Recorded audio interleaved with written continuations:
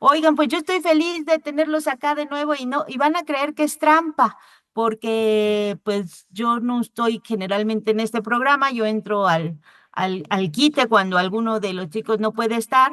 Hoy me toca entrar y hoy repetimos con ustedes, que es una mesa que, pues como ya lo dije la semana pasada, soy fan de los tres, pero repetimos no por mí, sino porque pues Estados Unidos no para, ¿no?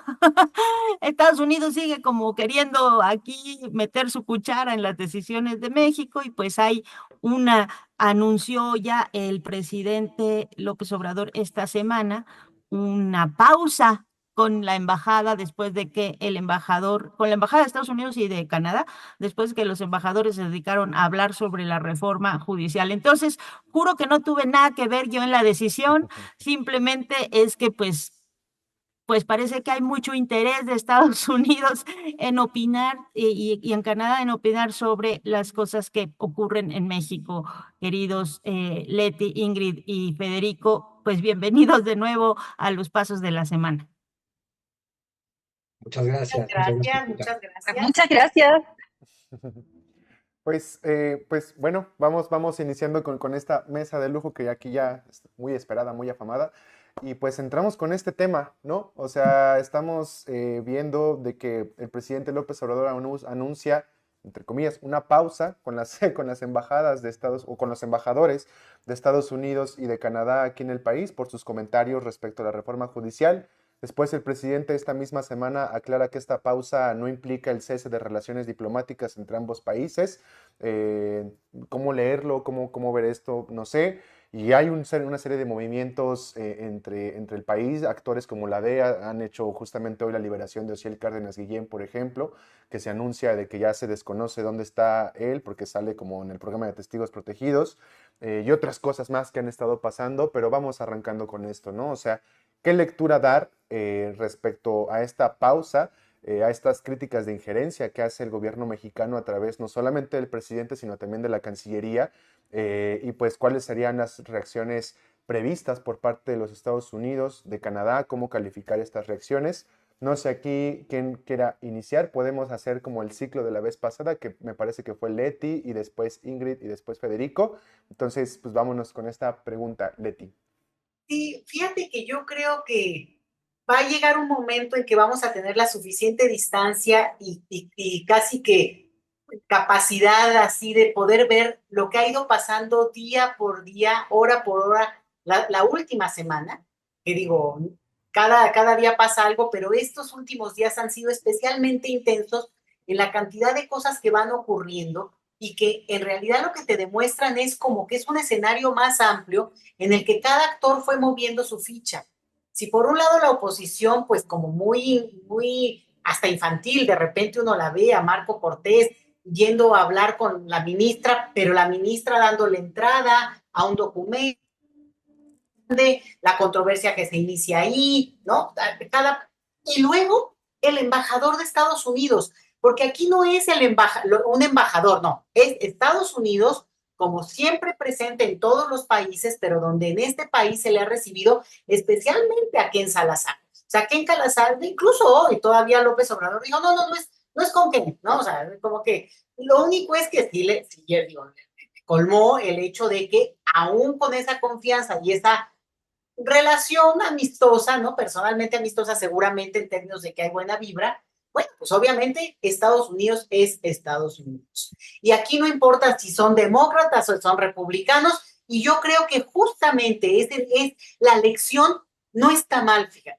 Y no está mal porque se da en un escenario donde hay una capacidad, en este caso del presidente, para reaccionar, poder decir con toda digo, habla de pausa, que no es ninguna figura diplomática existente en términos jurídicos, pero que sí es, bueno, no eres tú, soy yo, ¿no? Casi, casi. Es esta cosa de que vamos a darnos un tiempo, es que suena bastante romántico esto, pero me parece que es, te digo que creo que incluso puesto en este escenario, ayuda, porque permite marcar un detente y volvernos a algo que tenemos que tener siempre en la mira, y es, Estados Unidos no tiene amigos, Estados Unidos tiene socios, tiene clientes, pero no tiene amigos y no somos en ese sentido sus amigos. Obviamente todo el mundo tenemos primos en Estados Unidos, pero ese es otro nivel de la relación. Entonces, nada más la última cosa que quiero agregar.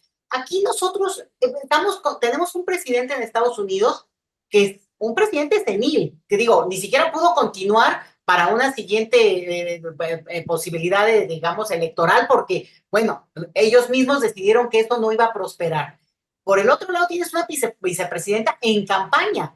¿Dónde está el piloto? ¿Quién gobierna en Estados Unidos? Y entonces es justamente en este escenario donde tienes a un secretario de Estado yéndose a ver qué hacen en Israel para ver si logran contenerlos en lo que se dan las votaciones para que también el electorado estadounidense no tenga este tema de tanta controversia. Qué complicado para ese pueblo, porque al final de cuentas, en un escenario en que surge alguien que puede ser la alternativa, por lo menos porque es más joven que Trump, pues sí, pero tiene un discurso y una actitud que no es como defendible. Entonces, pues tratan de apaciguar el tema en la parte del Medio Oriente, ¿no? Por lo menos mientras se da la elección. Por este lado, abre un frente, les digo, sin mayor consecuencia en el sentido de que se contiene, pero que al final de cuentas lo que demuestra es que ahí ese secretario de Estado, que es muy poderoso y que él es el que realmente ha tenido la relación con México, Anthony Blinken, me refiero a él, es quien al final de cuentas debe estar él como otra vez la maquinaria halcón estadounidense que se mueve y que considera algo que es sumamente ofensivo.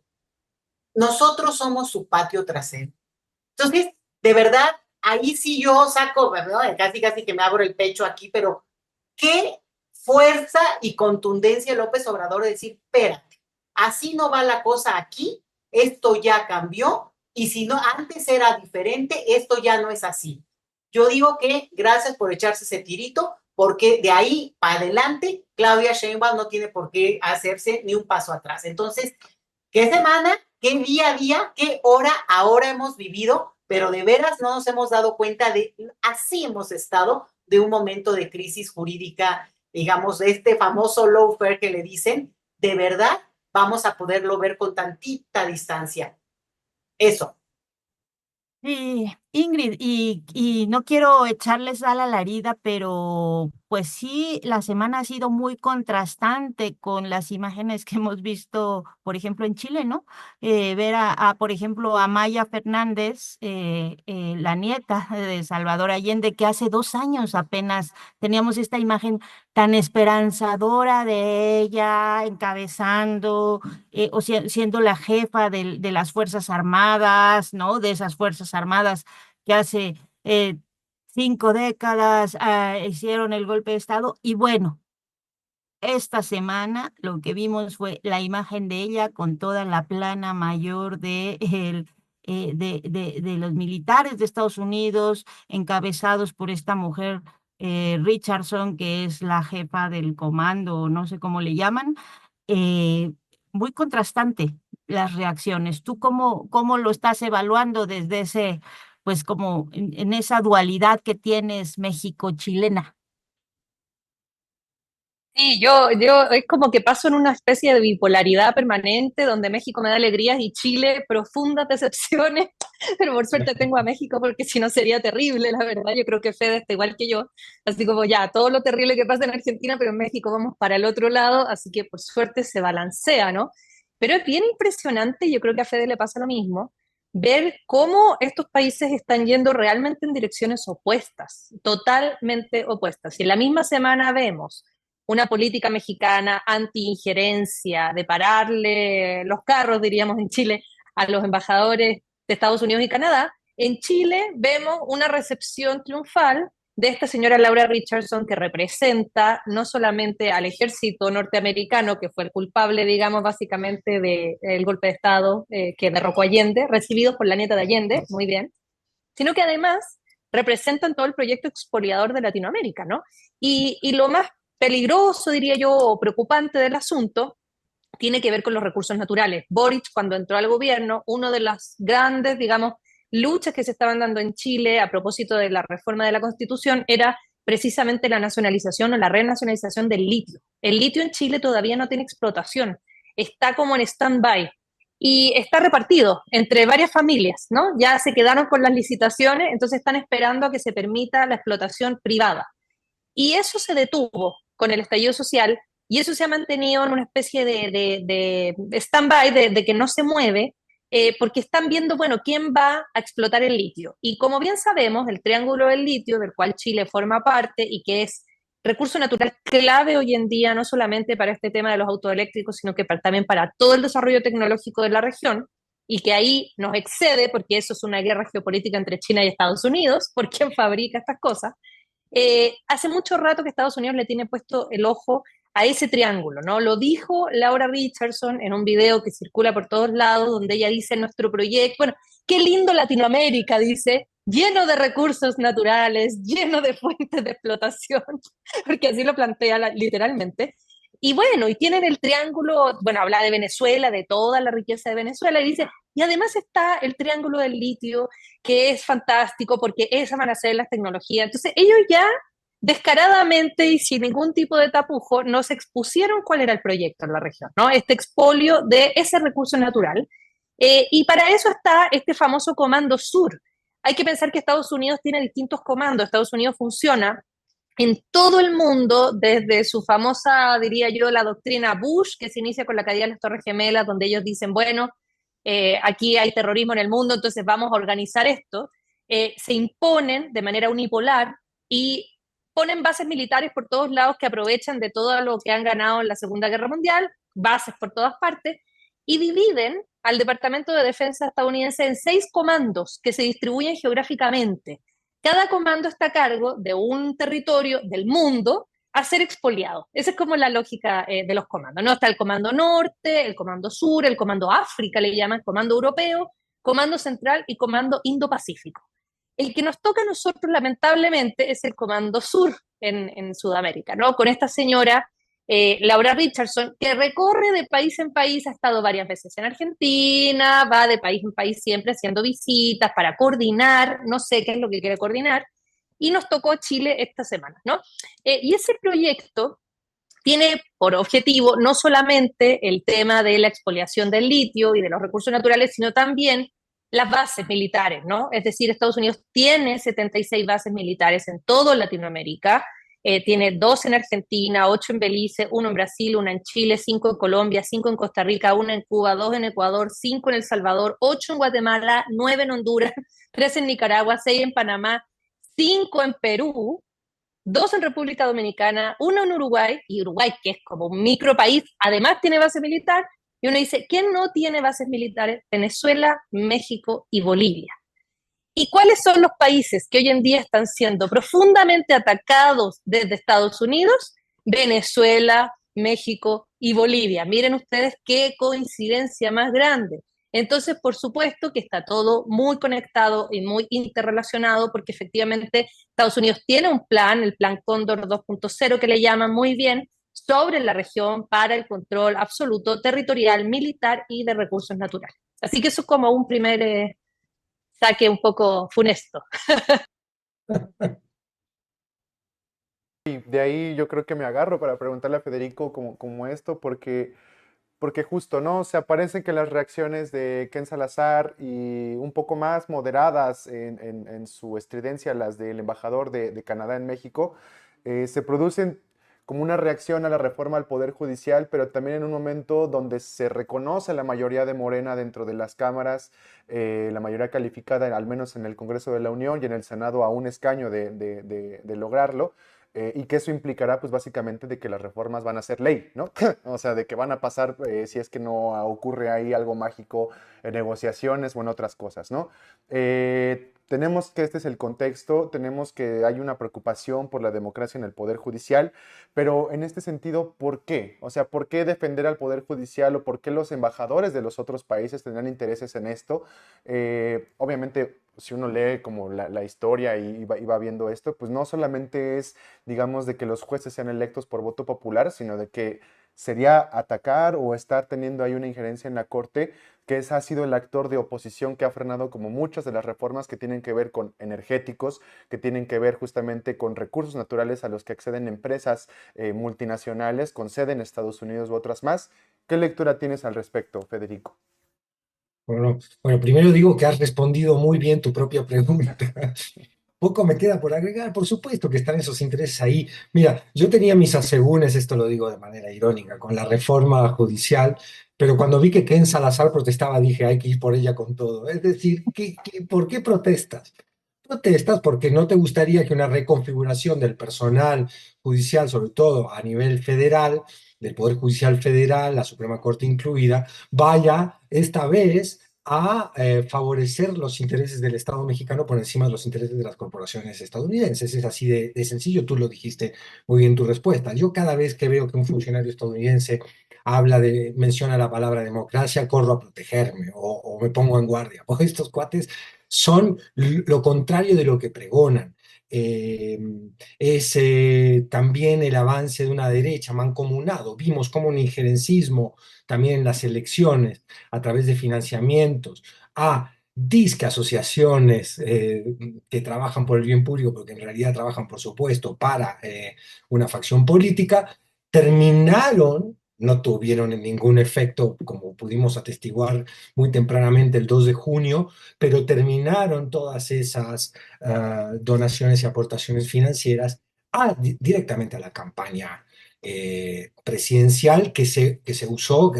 Ahí no olvidemos la concepción de Castañeda, que no creo que haya sido solo un ideólogo, probablemente haya sido un operador. Nos referimos a Jorge Castañeda con su Go Negative. Go Negative, give me some money, please, to be Go Negative here in Mexico. El cipallismo declarado que causa como una suerte bueno, no voy a adjetivar.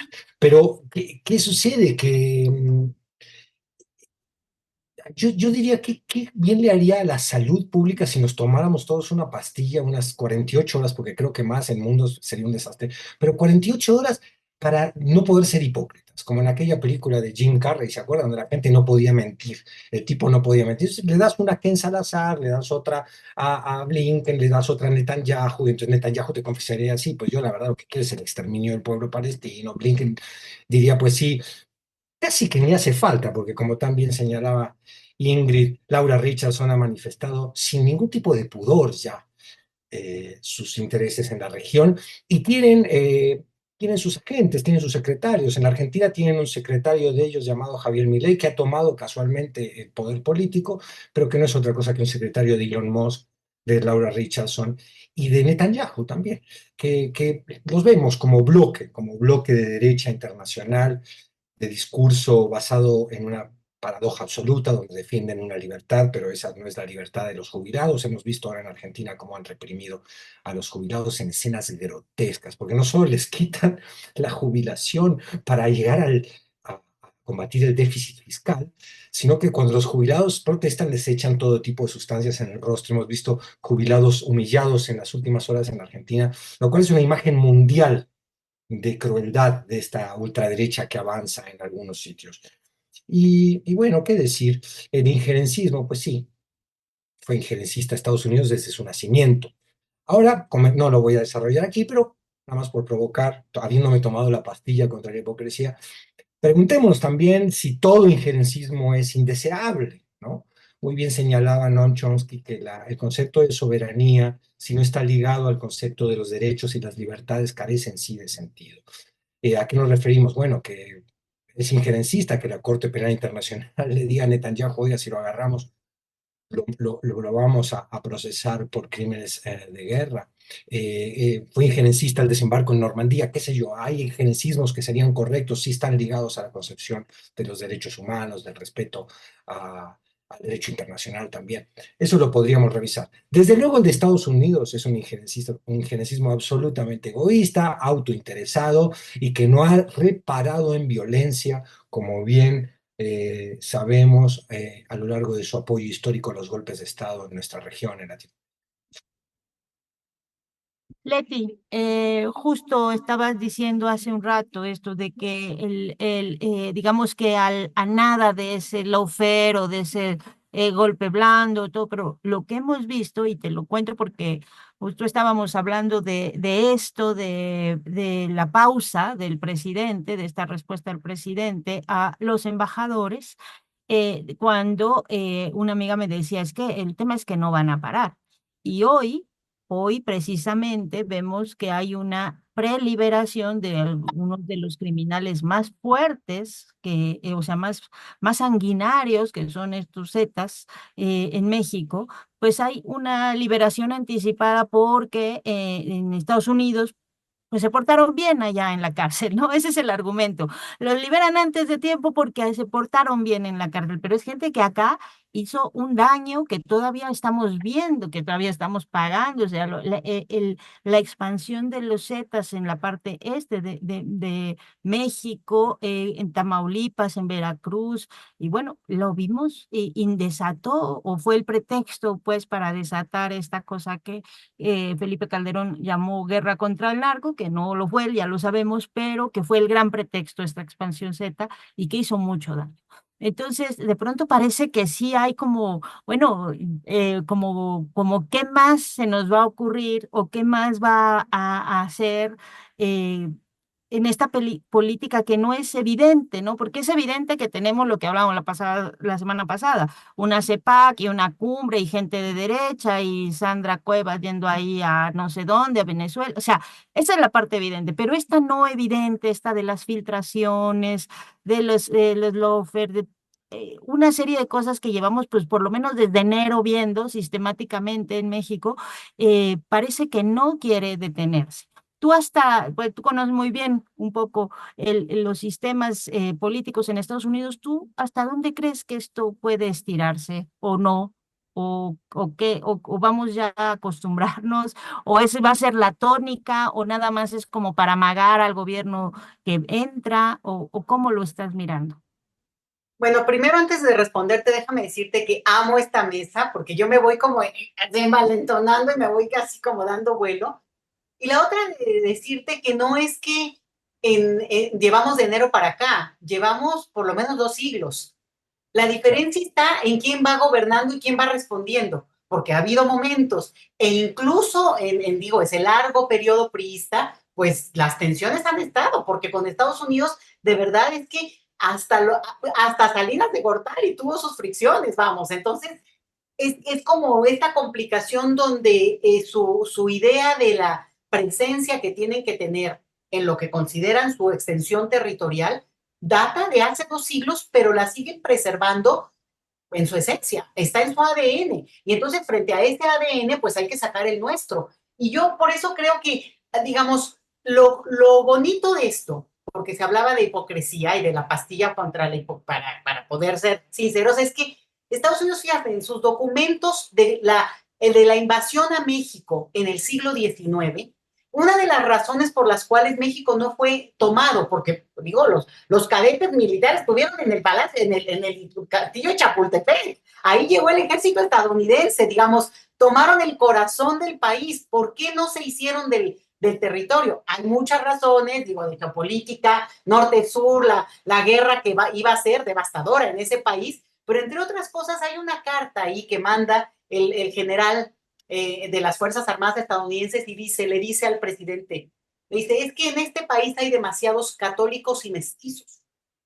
Entonces, ¿para qué nos vamos a hacer de esta gente? O sea, lo que quieren es el territorio, no a la gente. Entonces, y están los documentos, en un libro, en una colección de libros que sacó el Instituto Mora hace mucho tiempo sobre historia de Estados Unidos, documentos así, sin ninguna necesidad, tal cual lo decía Ingrid, este discurso de decir, qué bien estos territorios, porque vamos a poder tener litio y carbón y agua, pues no hay problema, ahí están, sin ningún filtro. Entonces, frente a eso, seríamos demasiado tontos nosotros si no tuviéramos la consistencia de la historia primero y de lo que va pasando, te decía yo, no en enero, ¿no? Porque que haya habido una capacidad presidencial de írsela llevando con Ken Salazar como personaje, pero él es un personaje, es la representación de toda una forma de gobernar que cambia, a veces le mete más ruido y claro, no, tampoco es tan totalmente cierto. Después podemos hablar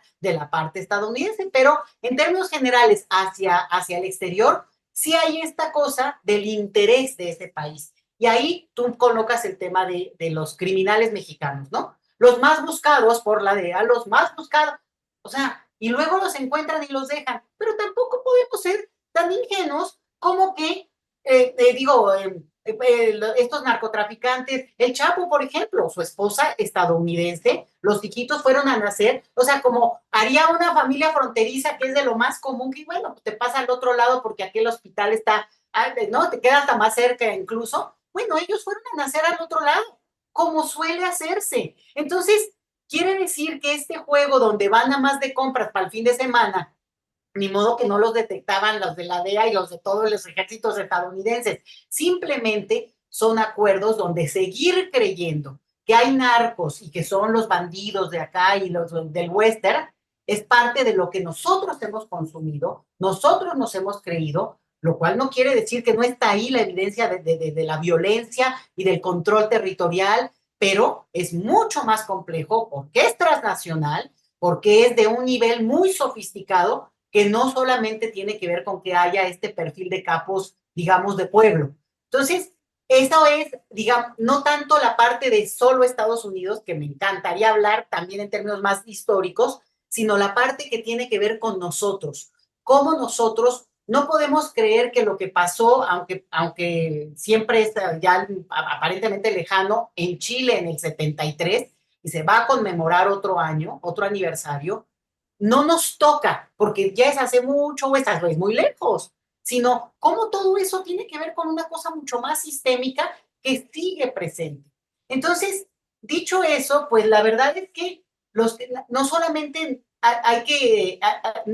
no hay que confiar, sino justamente hay que empezar a cambiar el discurso donde el hecho de que van soltando o deteniendo a necesidad. El mismo García Luna, vamos, por favor. García Luna está en la cárcel no porque, digamos, pues porque no quisieron seguirlo teniendo ya como un socio, ya no les servía de socio, pero la inocencia sería creer que se enteraron también en ese momento. Entonces, un momento muy delicado, pero hay antecedentes históricos que muestran que así ha sido la relación siempre. La diferencia somos nosotros. Con esto, o sea, yo quisiera como profundizar justamente en este sentido porque tú comentabas hace un momento, ¿no? O acerca de las bases militares que tienen los Estados Unidos en los distintos países de América Latina, al menos, para asegurar como control de recursos y mencionabas tres casos donde no hay bases, ¿no? Bolivia, Venezuela y México. Sin embargo, creo que el país aquí tiene como una particularidad y sí quisiera como escuchar tu reflexión al respecto sobre de que se hablaba, por ejemplo, con Felipe Calderón, con todo esto del Plan Puebla-Panamá y toda la iniciativa Mérida, de que no hacía falta de que tuvieran bases porque realmente el ejército estaba trabajando hacia los Estados Unidos, ¿no? Y es como un discurso que se ha ido replicando, que se ha ido contradiciendo, y lo último que yo recuerdo fue justamente el presidente López Obrador diciendo, criticando el financiamiento de los organismos internacionales, cuando USAID, por ejemplo, tiene un financiamiento para el desarrollo militar, donde la Sedena es beneficiario de estos millones de dólares en este sentido, ¿no? Entonces, realmente podemos hablar de una posición anti-injerencista de parte del gobierno de López Obrador cuando se mantiene este control del territorio y particularmente de la fuerza militar, o si hay una diferencia, digamos, con otros procesos que pasan en el continente y por qué es importante resaltar el caso mexicano en este sentido. Es que ahí precisamente está la complejidad de esta injerencia estadounidense. Yo creo que la forma en que Estados Unidos ha entrado en la región ha sido a propósito de estas doctrinas de seguridad asociadas a lo que ellos llamaron la guerra contra las drogas. Ese fue el primer argumento con el cual ellos pudieron establecer bases militares, sobre todo en el caso colombiano, ¿no? Esta idea de que Latinoamérica es este continente selvático, poco civilizado, donde se produce, digamos, una violencia sin ningún control y que ellos necesitan restaurar esa organización, ¿no? Ellos necesitan apoyar y ayudar a los países latinoamericanos para que se autogestionen. Y si en algún minuto el argumento fue el marxismo, en la, digamos, dictadura de los años 70 en distintos territorios, y con el plan Cóndor inicial, eso varía en algún momento porque ya se ve un poco feo que hagan dictaduras militares, ya como que mundialmente eso estaba más reprochable, entonces vamos a cambiar la estrategia y vamos a hacer la estrategia de seguridad. ¿no? Y con esa también han entrado en un montón de territorios, digamos, todas las guerras de Irak y Afganistán, etcétera, etcétera, tienen que ver con lo mismo, ¿no? Es decir, ustedes no se pueden controlar, son una tropa de salvajes, nosotros necesitamos entrar con nuestros militares para organizar. ¿Qué es lo que ha ocurrido en México? Efectivamente, la organización del narcotráfico, por supuesto que los cárteles existen, yo no estoy para nada de acuerdo con lo que plantea Osvaldo Zavala de que no existen en el sentido como de que todo es un invento. O sea, en parte es un invento, la narrativa es un invento de la palabra cártel y de que existirían estas transnacionales como autónomas, pero sí existe la violencia, entonces eso es innegable, o sea, sí existen estos individuos, estos sujetos, como bien dijo Leti, o sea, eso es, no se puede negar de que existen estas personas que están asociadas a los cárteles, o sea, esas dos cosas son igualmente reales, ¿no? Pero la organización de los cárteles, por supuesto que hay involucramiento del Estado mexicano y de Estados Unidos. Si no, no hubieran podido subsistir, porque mal que mal, el ejército mexicano tiene mucho más poder de armas de fuego que los mismos cárteles. Si quisieran, si realmente quisieran, los cárteles no existirían. Pero los cárteles representan no solo parte del PIB, sino que también dan trabajo, también están en territorios donde el Estado no llega y subsidian de alguna manera esa deficiencia estatal. Y por otra parte, son avalados por Estados Unidos, que es el mayor consumidor de drogas del mundo, ¿no? Tenemos ahí al consumidor a la vueltita de la esquina. Y por eso México está tan medio condenado, digamos, en este tema del narco, porque tienes ahí la demanda absolutamente ilimitada de productos asociados a la ilegalidad. Entonces es muy difícil, ¿no? Porque también hay una cuestión comercial entre ambos países. Y estas agencias, la DEA, la CIA, etcétera, etcétera, son creadas con la finalidad de basarse en esta narrativa de seguridad para entrar en los países y no necesariamente atacar el narcotráfico, muchas veces fomentarlo, organizarlo, estructurarlo, ser parte de la organización. Así ocurrió, por ejemplo, con los cultivos en Bolivia y Perú, donde, claro, la DEA entra, pero la DEA entra a organizar, ¿no? Y a ver, y las avionetas, y dónde van a bajar, y cómo se va la droga a Colombia, para que en Colombia se produzca, etcétera. O sea, hay toda una organización donde la DEA participa plenamente, ¿no? Y eso está súper documentado.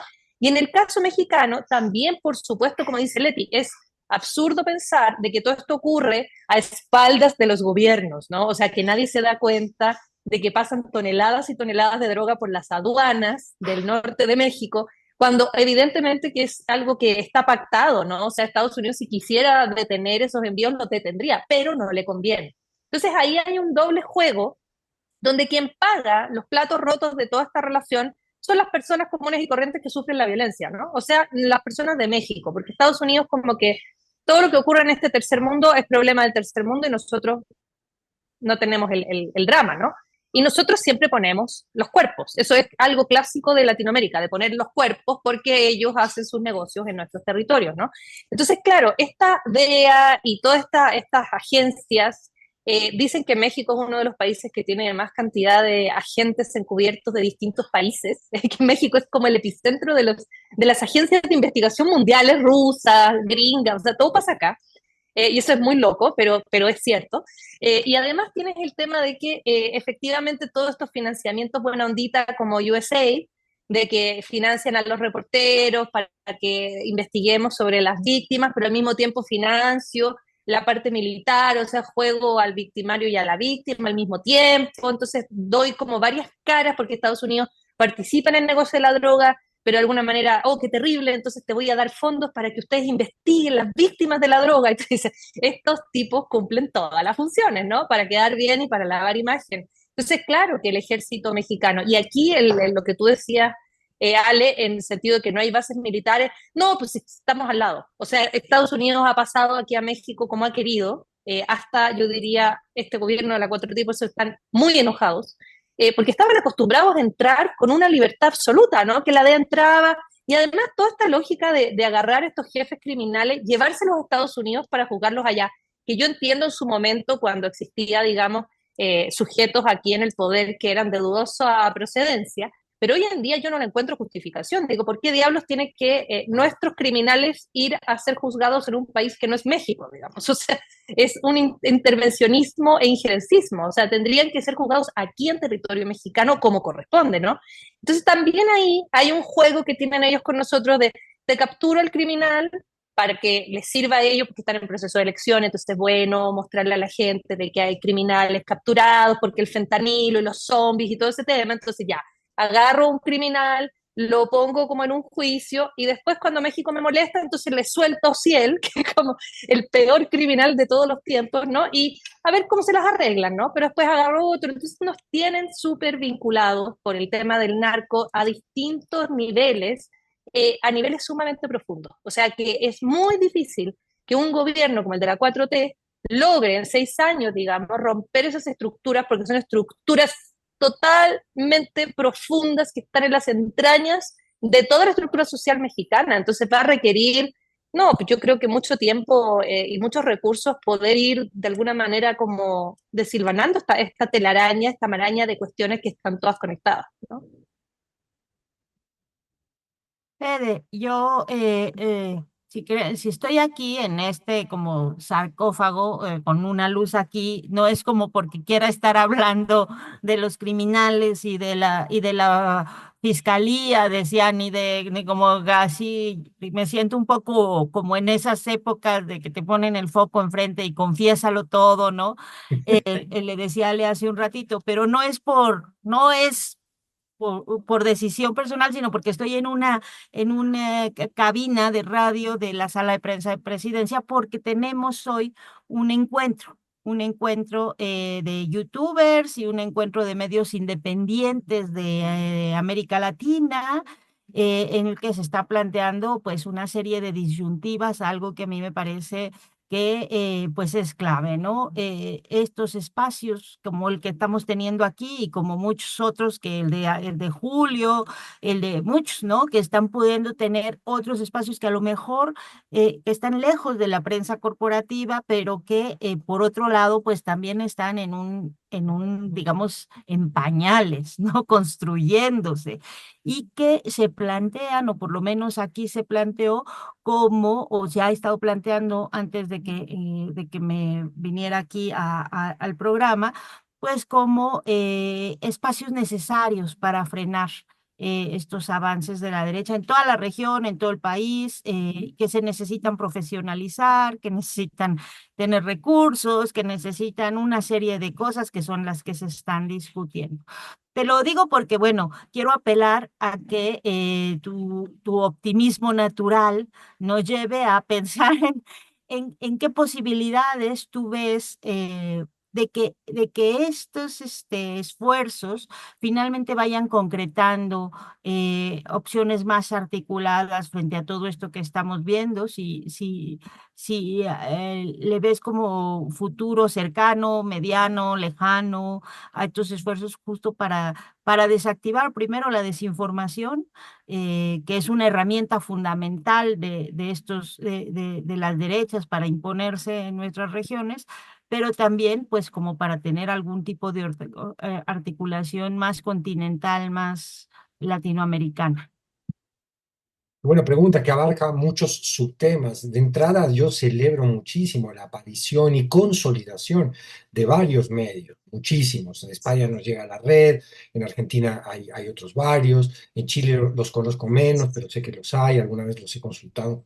Cuando le he preguntado a Ingrid, oye, señálame cuál es nuestro Agustín Laje chileno En fin, sé que está ocurriendo, es un fenómeno, por lo menos en nuestra región, que hay que celebrar, hay que apoyar, hay que fomentar, y que además, dentro de las mismas reglas del mercado de la información, o detesto usar ese término, pero lo uso a propósito, es decir, de las apetencias y necesidades de información de una amplísima audiencia, están cumpliendo un rol fundamental y lo estamos viendo. Lo que acaba de pasar en Televisa no es casualidad, es una respuesta también a que muchísimos de estos espacios se están consolidando como opciones, primero, donde se revisa la evidencia, que tienen sesgos de izquierda, por supuesto que lo tienen, pero mientras no se violente la evidencia, mientras no se apueste por la posverdad, mientras estos espacios no caigan en ser instrumentos políticos únicamente, pueden serlo siempre y cuando, digo yo, y sobre todo si se llaman a sí mismos periodismo, nunca violenten la evidencia. Yo creo que comunicar las ideas de la izquierda, entendiendo estas ideas como la idea de la justicia, del bien común, de sociedades solidarias, de intentar resistir esta ultraderecha cruel que está orgullosa de esa crueldad y sonríe y se ríe y festeja de la crueldad, eso que es tan peligroso porque ahí habla ya de un deterioro ya no político, sino moral, o sea, estamos ante un regreso de en algunos casos como el de Milei, el de Netanyahu, el de Trump, el de Bolsonaro, que además se desquitó con el Amazonas, que culpa tiene el Amazonas de los complejos de Bolsonaro, son derechas que festejan el supremacismo, que son gozosas de la sumisión del diferente, del que detestan. Derechas antifeministas, antiderechos, en fin.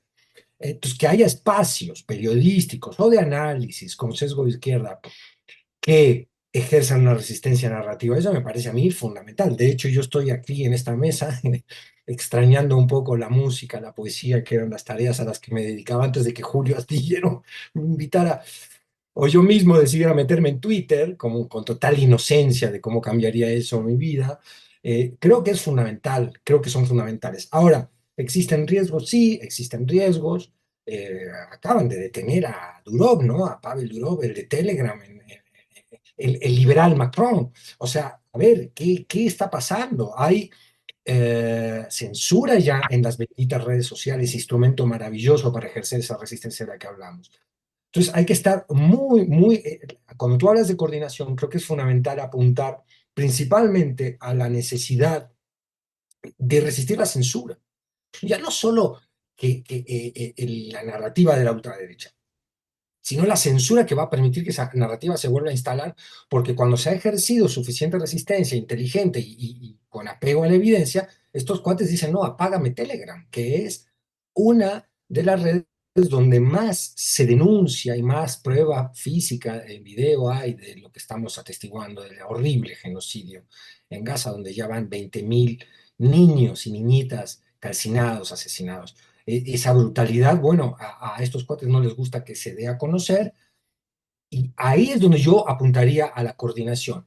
Peligroso o no peligroso, incómodo veo yo que esto se dé muy en relación con los gobiernos establecidos de izquierda, que nos financien a estos espacios los gobiernos, porque tenemos que separarnos siempre del poder político, aunque en algunos casos el poder político esté a favor de nuestras ideas o uno tenga simpatía con el poder político de turno. Yo creo que el cariz, la característica, la cualidad independiente de estos medios es lo que también está propiciando su consolidación en las audiencias. Y en ese sentido, está muy bien saludar, abrazar, aplaudir, pero mantener una independencia, encontrar métodos de financiación como los que han encontrado varios de estos espacios, y entender que sí, que coordinarnos no significa homologarnos en pensamiento, homologarnos en tarea informativa, en tarea de análisis, en tarea, ¿por qué no?, de activismo político de izquierda, pero sí coordinarnos y hacernos fuertes ante lo que van a ser los embates de censura que ya estamos viendo por todos lados. Perfecto, pues con esta reflexión de Federico, creo que vamos como cerrando justamente esta mesa, o al menos en estos términos de la injerencia y todo esto, pero pues aprovechando que tenemos tres mentes tan brillantes como las de ustedes, sí queríamos como preguntarles qué esperar del domingo, ¿no? O sea, una reflexión de 2 minutos, o sea, ¿cuál sería el mensaje potente que podría dar el presidente López Obrador en este último informe que da al cierre de su sexenio, con todo este contexto que hay detrás, que ya lo estamos platicando, injerencias, reformas que se están discutiendo, procesos políticos que están pasando ya en la transición? ¿Qué esperar de esto? ¿Y ustedes qué creen que es lo que se va a resaltar? Una pequeña ronda, a lo mejor de 2 minutos cada quien, y a partir de eso ya entramos a despedir como esta mesa de análisis, ¿no? Entonces, Leti. Con el pueblo todo, sin el pueblo nada, te la apuesto, porque yo creo que justo por el contexto de lo que hemos vivido, apelar a la fuerza y la legitimidad que dieron las urnas es eso, poder hacer ese relato de los años que hemos vivido, del año que se está cerrando, en términos de que lo que hubo es legitimidad democrática, movilización pacífica, y por tanto eso es a lo que hay que apelar y a lo que se ha apelado todo este tiempo. Entonces yo creo que por ahí va a ir mucho del mensaje. Obviamente el contenido que ya le adereza este capítulo que mencionábamos de Estados Unidos puede ser fuerte y conveniente. Conveniente en un momento también de transición para que lo escuchen los estadounidenses, en el sentido de que tampoco es que están en un momento de jauja como la tuvieron en el pasado. Y creo que por ahí va a cerrar con mucha potencia, con mucha nostalgia, porque es un tiempo que no lo, yo insisto, es que difícil es que uno no puede entender que las cosas están en esto de que pronto serán la historia que contaremos. Pero bueno, para vivirlo, como diría García Márquez, ¿no? De vivir para contarlo. Ahí nos vemos.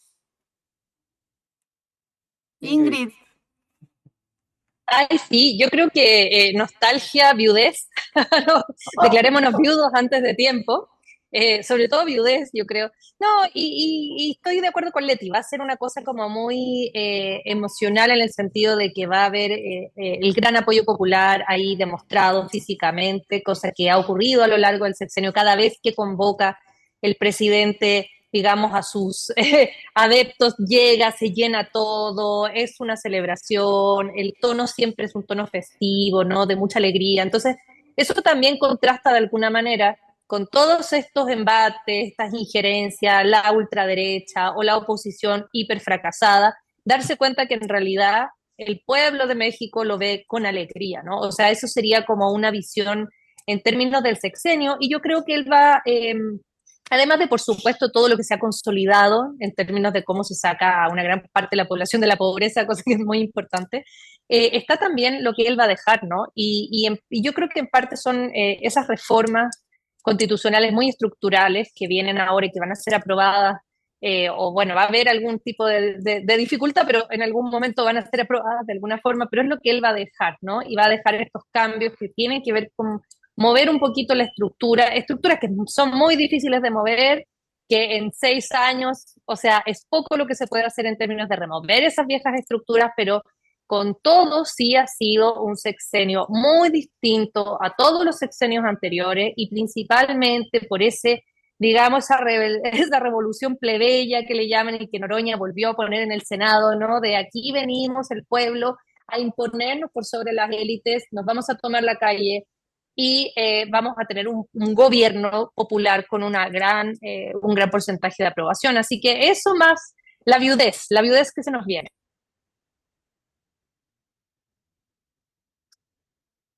Pues hay dos aspectos, el sentimental, el racional, el escéptico, el optimista, cuatro aspectos o cinco. En el sentimental yo sí me va a dar sentimiento. Me va a dar, me va a dar sentimiento ver que semejante líder social, cuyos aportes concretos y materiales están allí, el que los quiera negar es por necio, creo yo, o por antiobradorista. Pero hay un aporte cultural fundamental que un líder de semejante tamaño haya instalado como combate central en la guerra de las narrativas, la denuncia del clasismo y el racismo en este país. No me parece únicamente simbólico y trivial, me parece esencial porque es un elemento identitario. Cuando la gente reconoce su derecho a la dignidad, es otra gente. Y en ese sentido, el pueblo mexicano ha cambiado para bien este sexenio. No quiero decir que todo el estadio de conciencia política que ha adquirido el pueblo de México hoy se deba a López Obrador ni al obradorismo, viene de mucho tiempo atrás, de peleas muy viejas que han dado todas nuestras izquierdas, a las que yo candorosamente algún día me gustaría ver más o menos sin pegarse al menos, sin darse de trancazos, por lo menos.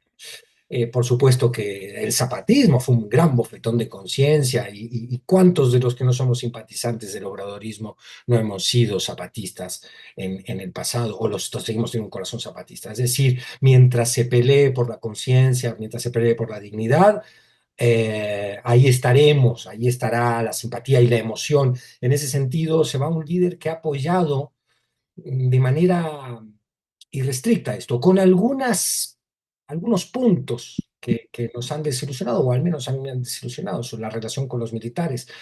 una relación donde encuentra un alto el caso Ayotzinapa como caso emblemático de justicia de este país. En Ayotzinapa son todos los Ayotzinapas que vivimos cotidianamente en nuestro aún adolorido México, que mucho necesita todavía de mejorar. Entonces, ahí hay puntos donde dices, bueno, la política real, y entra la parte racional del análisis, la política real se ha topado con los poderes de verdad, con la correlación de poderes con los que tiene que jugar para poder existir.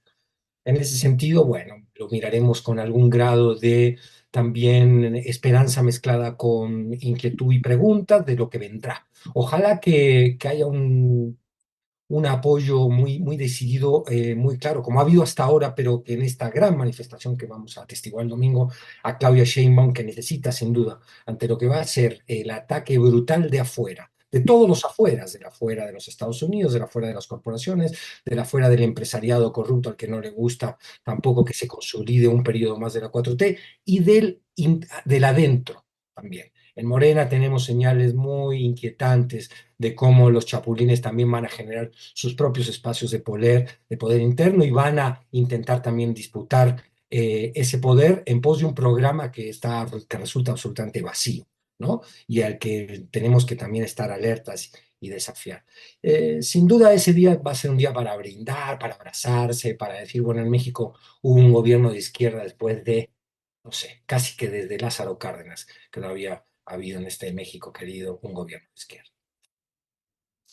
Pues Federico Bonazo, Leti Calderón, Chelius y Ingrid Urgelles, es siempre, siempre de verdad un placer escucharles. Es un verdadero placer, estimula, se va una con mil ideas. Bueno, yo ahorita me regreso aquí a la reunión esta con mil ideas en la cabeza después de escucharlos. Les agradecemos mucho que estén aquí en este pequeño esfuerzo que es Pie Página para poder también ir instalando o reinstalando distintas narrativas o por lo menos pues muchas dudas de las narrativas existentes, ¿no?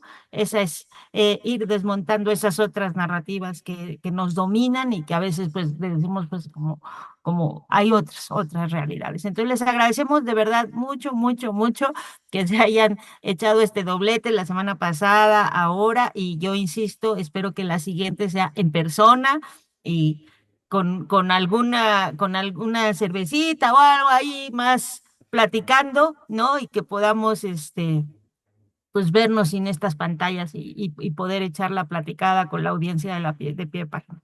Muchas gracias, de verdad. Un abrazo. Muchas gracias y gran equipo, gran Nos equipo. vemos el domingo. Chao.